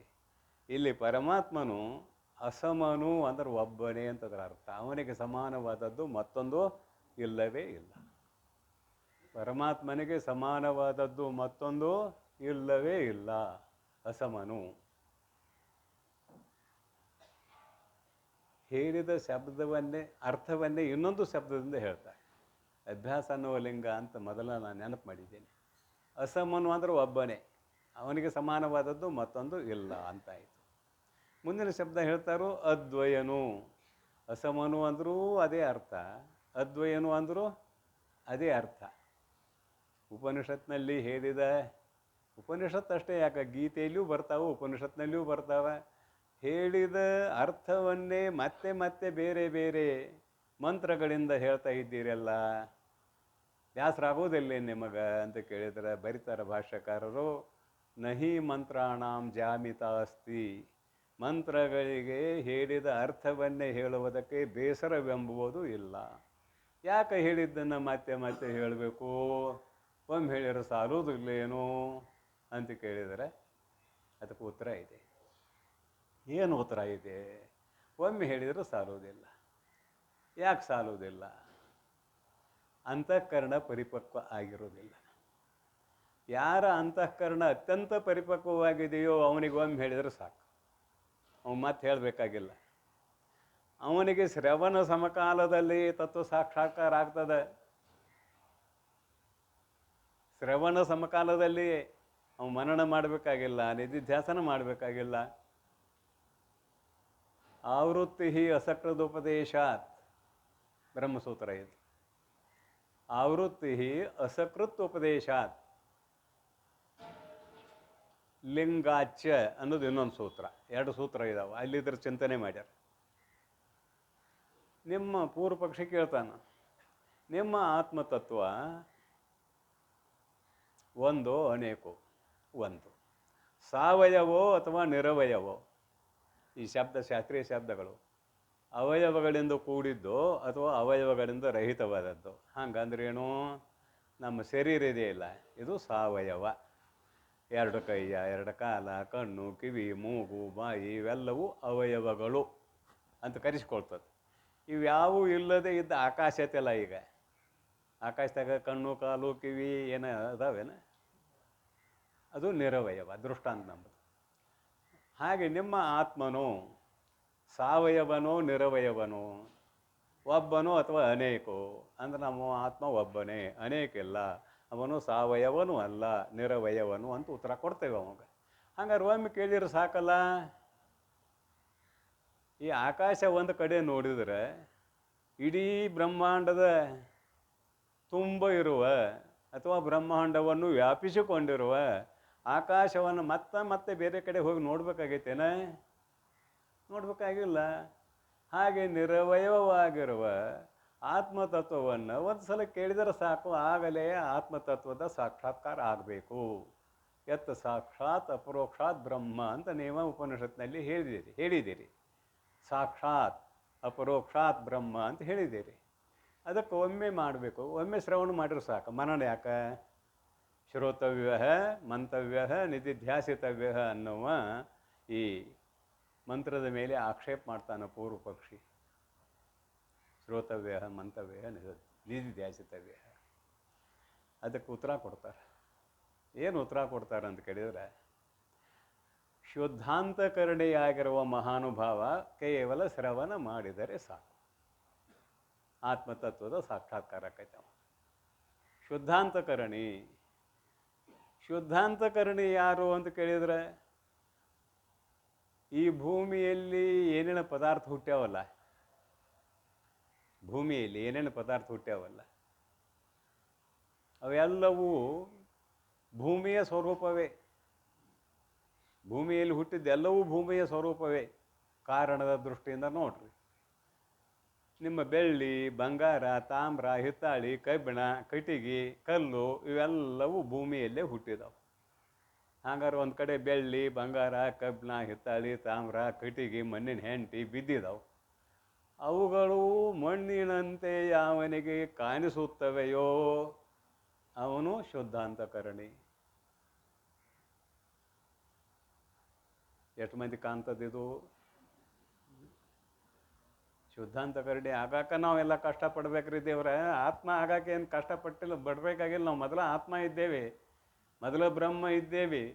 ಆದ್ರೆ ಅಂತಃಕರಣ ಕೆಟ್ಟು ಹಾಳಾಗಿ ಹೋಗೈತೆ, ಅದನ್ನು ಶುದ್ಧ ಮಾಡಬೇಕಾಗೈತೆ. ಸಮಲೋಷ್ಟಾಶ್ಮ ಕಾಂಚನ ಬರೀತಾರೆ ಗೀತೆಯಲ್ಲಿಯೂ ಕೂಡ. ಅಶ್ಮ ಅಂದ್ರೆ ಕಲ್ಲು, ಮಣ್ಣು, ಕಾಂಚನ ಅಂದ್ರೆ ಬಂಗಾರ, ಕಟ್ಟಿಗೆ, ಲೋಷ್ಟ ಅಂದ್ರೆ ಕಟ್ಟಿಗೆ. ಇವಾಗ ಶುದ್ಧಾಂತಕರಣಿ ಅಂತ ಕರೀತೇವೆ. ಇನ್ನೂ ಒಟ್ಟು ಹೆಚ್ಚು ಹೋಗಿ ಮಾತಾಡಿದ್ರೆ ನಾವು ತಿನ್ನೋದು ಮಣ್ಣು. ಮತ್ತೆ ಎಲ್ಲಿ ಹುಟ್ಟೈತೆ ಅದು? ನೀವು ಭತ್ತಾರ ಉಣ್ರಿ, ರಾಗ್ಯಾರ ಉಣ್ರಿ, ಜೋಳಾರ ಉಣ್ರಿ, ಗೋಧಿಯಾರ ಊಟ ಮಾಡಿರಿ, ಎಲ್ಲವೂ ಮಣ್ಣಿನ ಸ್ವರೂಪವೇ. ಆದ್ರೆ ನಾವು ಮಣ್ಣಂತ ನೋಡಿದ್ದೇವೇನ? ಇಲ್ಲ, ಭತ್ತ, ಗೋಧಿ, ಅಕ್ಕಿ ಏನೇನೋ ನೋಡಿದ್ದೇವೆ. ಹಂಗಾರೆ ನಮ್ಮ ಅಂತಃಕರಣ ಇನ್ನೂ ಭಾಳ ದೂರ ಇದೆ. ಛಾಂದೋಗ್ಯೋಪನಿಷತ್ನಲ್ಲಿ ಇದನ್ನು ಹೇಳ್ತಾರೆ ಅವರು, ಮೂಲಂ ಅನ್ವೇಷಯ. ಮೂಲ ಹುಡುಕು, ಈ ಜಗತ್ತಿಗೆ ಮೂಲ ಯಾವುದು ಅನ್ನೋದನ್ನು ಹುಡುಕು. ಹೀಗೆ ಶ್ರೋತವ್ಯ ಮಂತವ್ಯ ನಿಧಿಧ್ಯಾಸಿತವ್ಯ ಅನ್ನುವ ಮಂತ್ರದ ಮೇಲೆ ಪೂರ್ವ ಪಕ್ಷಿಯು ಒಂದೇ ಸಲ ಶ್ರವಣ ಮಾಡಿದರೆ ಸಾಕು, ಮನನ ನಿಧಿಧ್ಯಾಸನಾದಿಗಳು ಬೇಡ ಅಂದಾಗ ಉತ್ತರ ಕೊಟ್ಟರು. ಆವೃತ್ತಿ ಅಸಕೃತ ಉಪದೇಶಾತ್, ಅಸಕೃತ ಉಪದೇಶಾತ್ ಆವೃತ್ತಿ. ಮತ್ತೆ ಮತ್ತೆ ಅಲ್ಲಿ ಹೇಳಿದ್ದರಿಂದ ಶ್ರವಣ ಮಾಡು, ಶ್ರವಣ ಮಾಡಿದ್ದನ್ನು ಮನನ ಮಾಡು, ಮನನ ಮಾಡಿದ್ದನ್ನು ನಿಧಿಧ್ಯಾಸನ ಮಾಡು ಅಂತ ಹೇಳಿದ್ದರಿಂದ ಆವೃತ್ತಿ ಅಂದರೆ ಶ್ರವಣ ಮನನ ನಿಧಿಧ್ಯಾಸನ ಮಾಡಬೇಕಾಗೈತಿ ಅಂದ್ರೆ ಇವರು. ಆಯ್ತಪ್ಪ, ಉಪನಿಷತ್ತು ಹಂಗೆ ಹೇಳೈತಿ ಅಂದ್ರೆ ಮಾತ್ರಕ್ಕೆ ನಿಮ್ಮ ಆತ್ಮ ಅಖಂಡ ಇದೆ, ಒಂದೇ ಇದೆ, ನಿರವಯವ ಇದೆ. ಅದನ್ನು ಶ್ರವಣ ಮನನ ನಿಧಿಧ್ಯಾಸನ ಮಾಡುವ ಕರ್ತವ್ಯ ಇಲ್ಲ, ಕೇವಲ ಶ್ರವಣ ಸಾಕು ಅಂತ ಅವ್ನು ಛಲಕ್ಕೆ ಬಿದ್ದ ಪೂರ್ವ ಪಕ್ಷಿ. ಅವಾಗ ಉತ್ತರ ಬರೆದ್ರು ಲಿಂಗಾಚ ಅನ್ನುವ ಎರಡನೇ ಸೂತ್ರದಿಂದ. ಏನು ಉತ್ತರ ಬರೆದ್ರು ಅಂತ ಕೇಳಿದ್ರೆ, ನೀ ಕೇಳೋದು ಬರೋಬರಿ. ಯಾವನು ಅತ್ಯಂತ ಪರಿಪಕ್ವ ಅಂತಃಕರಣವುಳ್ಳವನಾಗಿದ್ದಾನೆಯೋ ಅವನು ಶ್ರವಣ ಮಾಡಿದ್ರೆ ಸಾಕಪ್ಪ. ಶ್ರವಣ ಸಮಕಾಲದಲ್ಲಿಯೇ ಅಹಂ ಬ್ರಹ್ಮ ಅನ್ನುವುದು ಅವನ ಅನುಭವಕ್ಕೆ ಬರುತ್ತದೆ. ಬಾಯಿ ಬಿಡೋದಿಲ್ಲ ಅವ, ಅಹಂ ಬ್ರಹ್ಮಾಸ್ಮಿ ಅನ್ನೋದೇ ಇಲ್ಲ, ಅವನ ಅನುಭವಕ್ಕೆ ಬರುತ್ತದೆ. ಅಂಥವನಿಗೆ ನೀ ಹೇಳಿದ್ದು ಬರೋಬರಿ ಹೊಂತದೆ. ಆದರೆ ಮಧ್ಯಮ ಜಿಜ್ಞಾಸುಗಳಿದ್ದಾರೆ. ಉತ್ತಮ ಜಿಜ್ಞಾಸುಗಳ ಸಂಖ್ಯೆ ಭಾಳ ಕಡಿಮೆ ಇದೆ. ಅನೇಕ ಜನ್ಮ ಸಂಸಿದ್ಧ ತಥೋ ಯಾತಿ ಪರಾಂ ಗತಿಂ. ಅನೇಕ ಜನ್ಮಗಳ ಕಳಿಬೇಕು ಅಂತಃಕರಣ ಶುದ್ಧ ಮಾಡಿಕೊಳ್ಳಾಕ. ಮುಖ್ಯವಾದ ಕೆಲಸ ನಮ್ಮ ಅಂತಃಕರಣ ಶುದ್ಧ ಮಾಡಿಕೊಳ್ಳೋದಿದೆ. ನಾವು ಅಂತಃಕರಣ ಶುದ್ಧ ಆಯ್ತಂದ್ರೆ ಒಂದು ಸಲ ಶ್ರವಣ ಸಾಕು, ನೀ ಹೇಳಿದ್ದು ಬರೋಬರಿ. ಆದ್ರೆ ಅಂತಃಕರಣ ಶುದ್ಧ ಆಗದೇ ಇರುವುದರಿಂದ ಅಲ್ಲಿ ಮನನ ಮಾಡಬೇಕು, ನಿಧಿಧ್ಯಾಸನ ಮಾಡಬೇಕು ಶ್ರವಣೋತ್ತರ ಕಾಲದಲ್ಲಿ ಅಂತ ಉತ್ತರ ಕೊಟ್ಟಿದ್ದಾರೆ. ಹಾಗಾದ್ರೆ ಈಗೇನಾಯಿತು ಅಂತ ಕೇಳಿದರೆ, ಅಖಂಡ ಚೈತನ್ಯ ಅದು ಒಂದೇ ಸತ್ಯ, ಅದು ನಿರವಯವ, ಅದು ಅದ್ವಯ. ಇಂತಹ ಅಖಂಡ ಚೈತನ್ಯವೇ ಉಪಾಧಿಯಿಂದ ಕೂಡಿಕೊಂಡಾಗ ಪರಮಾತ್ಮನೂ ಆದಂಗಾಗೈತಿ, ಜೀವಾತ್ಮನೂ ಆದಂಗಾಗೈತಿ. ಆಗಿದ್ದಾನಂತ ಹೇಳೋದಿಲ್ಲ, ಪರಮಾತ್ಮ ಆಗಿದಾನು ಅನ್ನೋದಿಲ್ಲ, ಜೀವಾತ್ಮ ಆಗಿದ್ದಾನು ಅನ್ನೋದಿಲ್ಲ. ಆತ್ಮ ಆಗಿದ್ದಾನಂದ್ರೆ ಮತ್ತೆ ಆಗಬೇಕಲ್ಲ, ಆದಂಗಾಗಿ ಈಶ್ವರ ಆದಂಗಾಗಿ. ಹಿಂಗೆ ಯಾಕಾಯಿತು ಅಂತ ಕೇಳಿದ್ರೆ, ನಾವು ನೀವು ಶರೀರ ನಾವು ಅಂತ ತಿಳ್ಕೊಂಡಿದ್ದೀವಿ, ಕೇಳಕ್ಕೆ ಕೊಳ್ತಿದ್ದೀವಿ. ನಮ್ಮ ಸ್ವರೂಪ ತಿಳಿಸುವುದಕ್ಕಾಗಿ ಅಲ್ಲಿ ಏನು ಮಾಡಿದರು, ಮಾಯಾ ಅನ್ನೋದನ್ನು ಅಂಗೀಕಾರ ಮಾಡಿದರು, ಅದರ ಭಾಗ ಒಂದು ಅವಿದ್ಯೆ ಅಂತ ಅಂಗೀಕಾರ ಮಾಡಿದರು. ಅದನ್ನೆಲ್ಲ ಇಟ್ಟುಕೊಂಡು ಶಾಸ್ತ್ರ ಹೇಳಲಿಕ್ಕೆ ಆರಂಭ ಮಾಡಿರುವಂತಿದ್ರ ಅಭಿಪ್ರಾಯ. ನೋಡ್ರಿ, ಎಲ್ಲ ಪುಷಿ ಅಂತ ಹೇಳಕ್ಕೆ ಹೊಂಟಿದ್ದಾರೆ. ಪುಷಿ ವಿಷಯಾಳಿಗಳಲು ಪುಷಿ ದೇಹಾದಿ ಪುಷಿ ಜೀವನೊಡಗೂಡಿ ಚರಿಸಲು ಅಸಮನು ಅದ್ವಯನು, ಅಥವಾ ಅದ್ವಯ ಅಷ್ಟ ಶಬ್ದ ಇದೆ ಅಲ್ಲೇ. ಅದ್ವಯ ಯಸ್ಮಾತ್ ದ್ವಿತೀಯಂ ನ ಭವತಿ ತದದ್ವಯಂ, ಯಾವುದರ ದೃಷ್ಟಿಯಿಂದ ಇನ್ನೊಂದು ಇಲ್ಲವೋ ಅದು ಅದ್ವಯ. ಇಲ್ಲಿ ಅಸಮ ಅಂದರೂ ಅದೇ ಅರ್ಥ, ಅದ್ವಯ ಅಂದರೂ ಅದೇ ಅರ್ಥ ಅಂತ ಹೇಳಿದ್ದೇನೆ. ಶಬ್ದಾಂತರದಿಂದ ಒಂದೇ ಅರ್ಥವನ್ನು ಹೇಳುವುದು ಅಭ್ಯಾಸಕ್ಕೆ ಅನುಗುಣವಾಗಿ ಮತ್ತೆ ಮತ್ತೆ ತಿಳಿಸ್ಬೇಕಾಗಿದೆ. ಆತ್ಮತತ್ವ ಅತೀಂದ್ರಿಯ.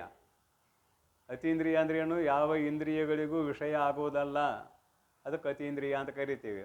ಮನಬುದ್ಧ್ಯಾದಿಗಳಿಗೂ ಕೂಡ ವಿಷಯ ಆಗೋದಿಲ್ಲ. ಅದೆಲ್ಲ ಹಿಂದೆ ಚರ್ಚೆ ಸಾಕಷ್ಟು ಸಲ ಮಾಡ್ಕೊಂಡು ಬಂದೇವಿ.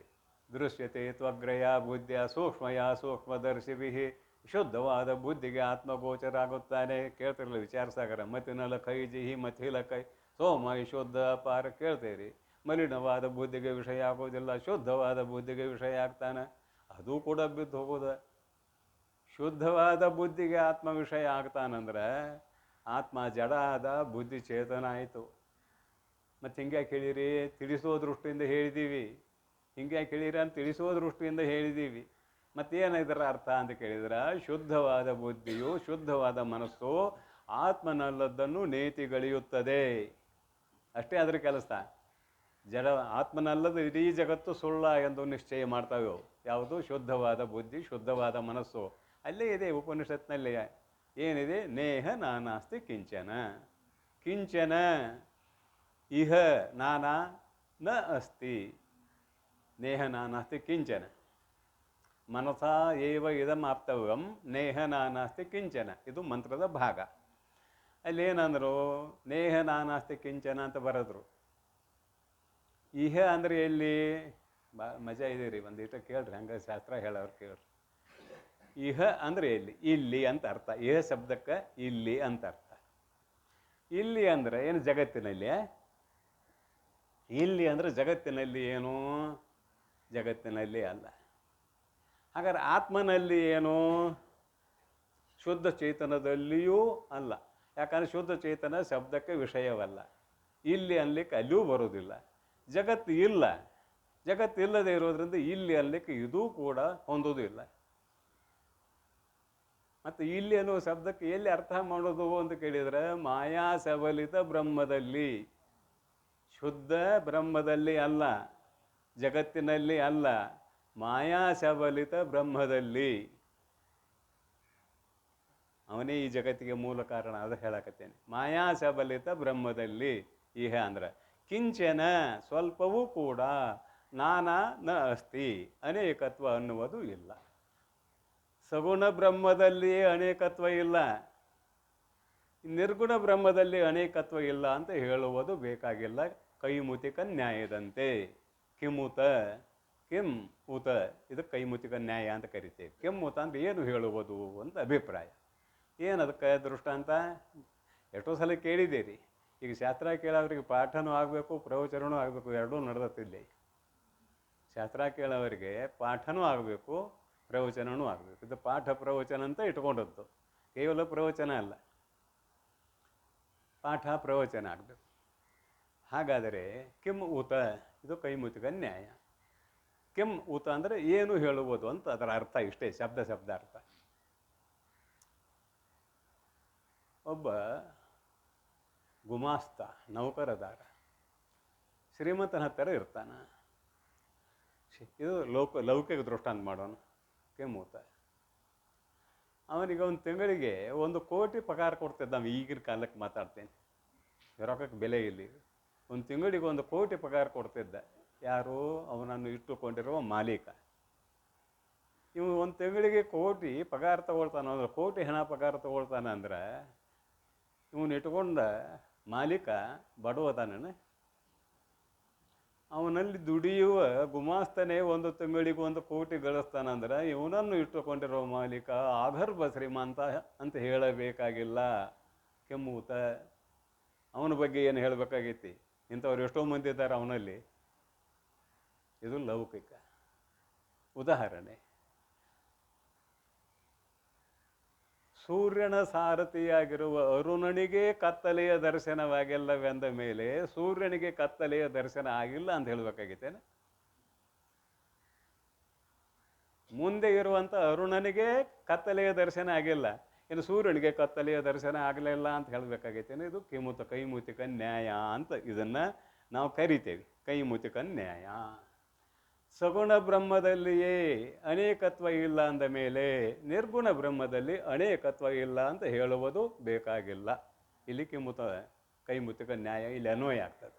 ಅದನ್ನ ನೆನಪಿಟ್ಕೊಳ್ಳೋದಕ್ಕಾಗಿ ಸುಮ್ಮನೆ ಶಾಸ್ತ್ರಜ್ಞರು, ಯಾಕಂದ್ರೆ ಸಾಧಕರು ಯಾರ್ಯಾರು ಇದ್ದೀರಿ ಅವ್ರಿಗೆ ಹೊಂದಾಣಿಕೆ ಆಗಬೇಕಿತ್ತು. ಬರೀ ಪ್ರವಚನ ಆದರೆ ಆಗೋದಿಲ್ಲ.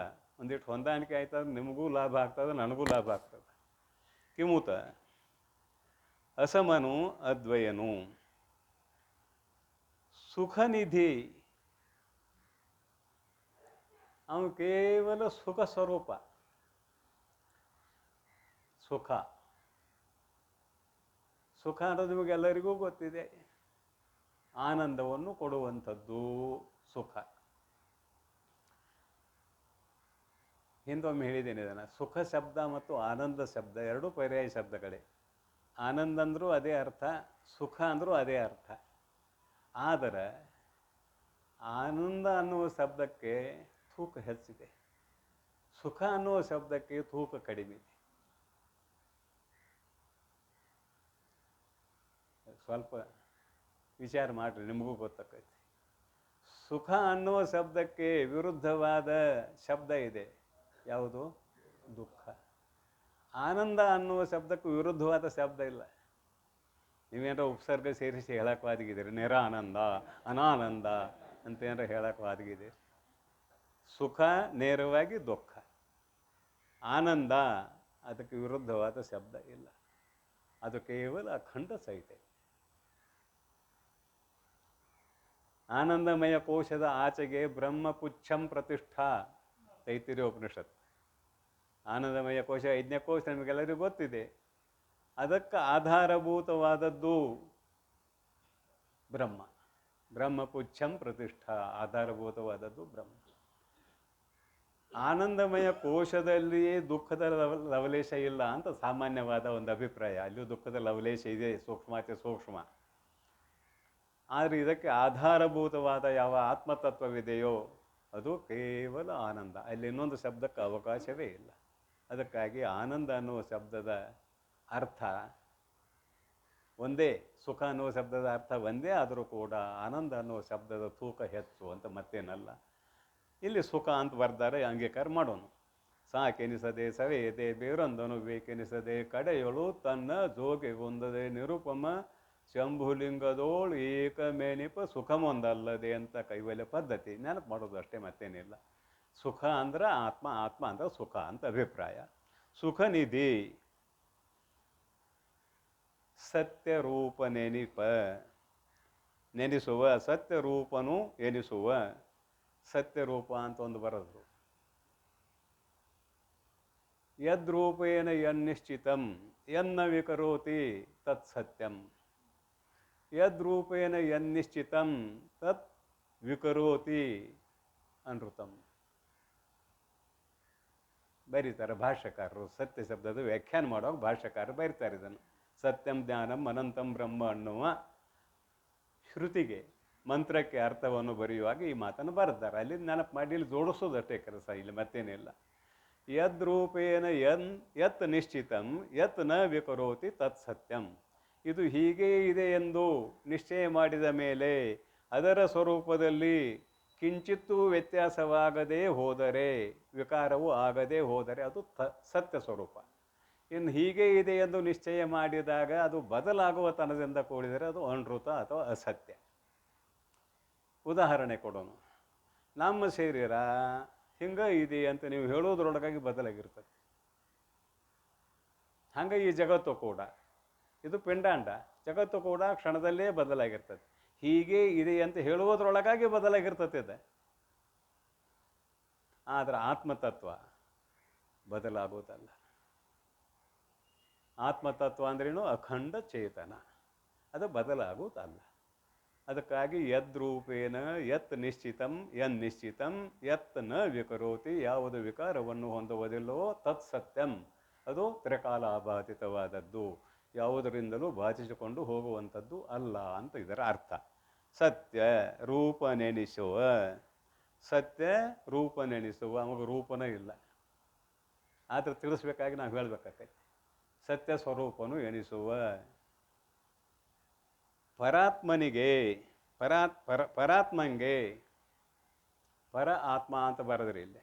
ಜೀವಾತ್ಮ ಪರಮಾತ್ಮ ಇವರಿಬ್ಬರನ್ನೂ ನೀತಿಗಡಿದು ಪರಾತ್ಮಂಗೆ, ಪರಮಾತ್ಮ ಅಲ್ಲಿಲ್ಲ, ಶಬ್ದ ನೋಡ್ರಿ ಹಂಗೆ ಪರಾತ್ಮಂಗೆ ಅಂದರು. ಇಲ್ಲೊಬ್ಬ ಜೀವಾತ್ಮ ಇದ್ದಾನೆ, ಇನ್ನೊಬ್ಬ ಪರಮಾತ್ಮ ಇದ್ದಾನೆ. ಇವರು ಇಬ್ಬರು ಉಪಾಧಿಗ್ರಸ್ತರಾಗಿದ್ದಾರೆ. ಆದರೆ ಅಖಂಡ ಚೈತನ್ಯ ಸ್ವರೂಪವಾಗಿರುವ ಯಾವ ತತ್ವ ಇದೆಯೋ ಅದು ಪರಾತ್ಮ, ಶ್ರೇಷ್ಠವಾದ ಆತ್ಮ. ಆತ್ಮ ಅಂದ್ರೆ ಚೈತನ್ಯ, ಅಖಂಡ ಚೈತನ್ಯ. ಪರಾತ್ಮಂಗೆ ತನಗೇನು, ಈ ಶರೀರದಲ್ಲಿ ಜೀವನ್ಮುಕ್ತ ಅವಸ್ಥೆಯಲ್ಲಿದ್ದ ತತ್ವಜ್ಞಾನಿ, ಅಲ್ಲಿಗೆ ಅನ್ವಯ ಇದೆಲ್ಲ ಇಷ್ಟೊತ್ತಿನವರೆಗೆ ಹೇಳಿದ್ದು. ಈ ಶರೀರದಲ್ಲಿ ತತ್ವಜ್ಞಾನಿ ಇದ್ದಾನೆ, ಅಜ್ಞಾನಿಯೂ ಇದ್ದಾನೆ. ಶರೀರದಲ್ಲಿ ಅಜ್ಞಾನಿಯೂ ಇದ್ದಾನೆ, ತತ್ವಜ್ಞಾನಿಯೂ ಇದ್ದಾನೆ. ಯಾಕೆ? ಅವನು ಜೀವನ್ಮುಕ್ತ ಅವಸ್ಥೆಯಲ್ಲಿದ್ದಾನೆ. ಇವು ಬದ್ಧ ಅವಸ್ಥೆಯಲ್ಲಿ ಇವ ಇದ್ದಾನೆ, ಜೀವಾತ್ಮ. ಜೀವನ್ಮುಕ್ತ ಅವಸ್ಥೆಯಲ್ಲಿರುವ ತತ್ವಜ್ಞಾನಿಗೆ ಈ ಶರೀರದಲ್ಲಿ ನಡೆಯುವ ಸಕಲ ವ್ಯವಹಾರಗಳ ಸಂಬಂಧ ಏನಾದರೂ ಇದೆ ಏನು ಅಂತ ಕೇಳಿದ್ರೆ ಏನೇನೂ ಇಲ್ಲ. ಅವನ ಅನುಭವ ಇದೆ, ನಾನು ಅಖಂಡ ಚೈತನ್ಯ, ಈ ಶರೀರ ನಾನಲ್ಲ, ಇದರಲ್ಲಿರುವ ಇಂದ್ರಿಯಗಳು ನಾನಲ್ಲ, ಮನೋಬುದ್ಧಿಯಾದಿಗಳು ನಾನಲ್ಲ, ಈ ಜಗತ್ತೂ ಕೂಡ ಸತ್ಯ ಅಲ್ಲ, ಜೀವಾತ್ಮನೂ ಸತ್ಯ ಅಲ್ಲ, ಪರಮಾತ್ಮನೂ ಸತ್ಯ ಅಲ್ಲ. ಇದೆಲ್ಲವೂ ಅವನ ಅನುಭವಕ್ಕೆ ಬಂದಿದೆ. ಅವನ ಅನುಭವಕ್ಕೆ ಬಂದಾಗ ಈ ಜಗತ್ತಿನ ವ್ಯವಹಾರ ಏನು ನಡೆದ್ರೆ ನಮಗೇನು ಸಂಬಂಧ ಇಲ್ಲ, ಸೂತ್ರ ಇಲ್ಲ. ಇದನ್ನು ಯಾಕೆ ಹೇಳಿದರು? ಈಗ ಹೇಳ್ತೇನೆ ಎರಡು ಮಾತು. ಇದನ್ನು ಯಾಕೆ ಹೇಳಿದ್ರಿ ಈ ನುಡಿ ಅಂತ ಕೇಳಿದರೆ, ವೇದೋಕ್ತವಾದ ಕರ್ಮಕಾಂಡ, ಉಪಾಸನಾಕಾಂಡ, ಜ್ಞಾನಕಾಂಡ, ಅಲ್ಲಿಗೆ ಹೋಗೋಣ. ಈಗ ಜ್ಞಾನಕಾಂಡ ಅಂತರ್ಗತ ಕರ್ಮಕಾಂಡ, ಉಪಾಸನಾಕಾಂಡ, ಜ್ಞಾನಕಾಂಡಕ್ಕೆ ಬರಬೇಡ್ರಿ. ಕೇಳ್ತಾನೆ ಇಲ್ಲಿ ಪೂರ್ವ ಪಕ್ಷಿ, ಇದು ಎಲ್ಲವೂ ಸುಳ್ಳಾದರೆ ಜಗತ್ತನೂ ಸುಳ್ಳಾಯಿತು, ಜೀವಾತ್ಮನೂ ಸುಳ್ಳಾದ, ಸಗುಣ ಪರಮಾತ್ಮನೂ ಸುಳ್ಳಾದ, ಮತ್ತು ಕರ್ಮಕಾಂಡಕ್ಕೆ ಉಪಾಸನಾಕಾಂಡಕ್ಕೆ ಬೆಲೆ ಏನು? ಅವನ್ಯಾಕೆ ಬರೆದಿಟ್ರು? ಜ್ಞಾನಕಾಂಡಕ್ಕೂ ಬೆಲೆ ಇಲ್ಲ. ಹಿಂಗಾದಾಗ ನೀವು ಹೇಳಿದಾಗ ಅದು ಮುಗಿತ, ಜ್ಞಾನಕಾಂಡ ಆದಾಗಲೂ ಕೂಡ ಮುಗಿತ. ಮತ್ತು ಏನು ಇದಕ್ಕೆ ಗತಿ?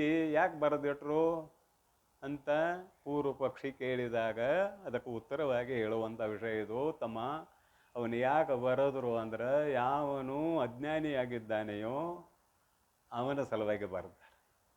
ಯಾವನು ಶರೀರವೇ ನಾನೆಂದು ತಿಳಿದುಕೊಂಡಿದ್ದಾನೆಯೋ ಅವನ ಸಲುವಾಗಿ ಬರೆದ್ದಾರೆ. ಅವನ ಸಲುವಾಗಿ ಪರಲೋಕ ಇದೆ ಎಂದು ಕಲ್ಪನೆ ಮಾಡಿದ್ದೀವಿ, ಇಹಲೋಕ ಇದೆ ಎಂದು ಕಲ್ಪನೆ ಮಾಡಿದ್ದೀವಿ. ಅಷ್ಟೇ ಯಾಕೆ? ಪುರಾಣದ ಪ್ರಕಾರ 14 ಲೋಕ ಅಂತ ಕಲ್ಪನೆ ಮಾಡಿದ್ದೀವಿ. ಯಾರ ಸಲುವಾಗಿ? ಅಜ್ಞಾನಿಯ ಸಲುವಾಗಿ. ಶಾಸ್ತ್ರ ಯಾರಿಗೆ? ಅಜ್ಞಾನಿಗೆ.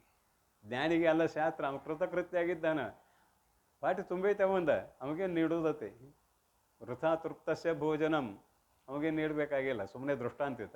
ಅವನು ನಿತ್ಯ ತೃಪ್ತ ಇದ್ದಾನೆ. ಹೀಗಿರುವಾಗ ಈ ಶರೀರದ ವ್ಯವಹಾರಕ್ಕೂ, ಜೀವಾತ್ಮನ ವ್ಯವಹಾರಕ್ಕೂ, ಪರಮಾತ್ಮನ ವ್ಯವಹಾರಕ್ಕೂ, ಅಖಂಡ ಚೈತನ್ಯಕ್ಕೂ ಸಂಬಂಧ ಇಲ್ಲ. ತತ್ವಜ್ಞಾನಿ ಆದವನು ನಾನು ಅಖಂಡ ಚೈತನ್ಯ ಅಂತ ತಿಳ್ಕೊಂಡಿದ್ದಾನೆ. ಅವನ ಸಲುವಾಗಿ ಕರ್ಮಕಾಂಡನೂ ಬೇಡ, ಉಪಾಸನ ಕಾಂಡನೂ ಬೇಡ, ಜ್ಞಾನಕಾಂಡನೂ ಬೇಡ. ಅವನ ಸಲುವಾಗಿ. ಮತ್ತು ಬೇಕಾದದ್ದು ಯಾರ ಸಲುವಾಗಿ ಅಂದರೆ ಅಜ್ಞಾನಿಗಳ ಸಲುವಾಗಿ ಬೇಕಾಗಿದೆ. ಶಾಸ್ತ್ರ ಹೇಳುವಾಗ ಏನು ಮಾಡಿದಾರು ಅಂತ ಕೇಳಿದರೆ, ಪರಮ ತತ್ವಜ್ಞಾನಿಗಳು ತಮ್ಮಲ್ಲಿ ಶಿಷ್ಯರ ಉದ್ಧಾರಕ್ಕಾಗಿ ಇಂದ್ರಿಯಾದಿಗಳನ್ನು ಆರೋಪ ಮಾಡಿಕೊಂಡು ಶಾಸ್ತ್ರವನ್ನು ಹೇಳುತ್ತಾರೆ. ಶಾಸ್ತ್ರ ಮುಗಿತು, ಅವನು ಮತ್ತೆ ತೆಗೆದಿಟ್ಬಿಡು. ಕಣ್ಣು ಕಾಣ್ದವರು ಪುಸ್ತಕ ಓದುವಾಗ ಸಣ್ಣ ಅಕ್ಷರ ಕಾಣ್ದವರು ಚಸ್ಮಾ ಹಾಕೋತಾರೆ, ಓದೋದು ಮುಗಿದ ಮೇಲೆ ತೆಗೆದಿಡ್ತಾರೆ.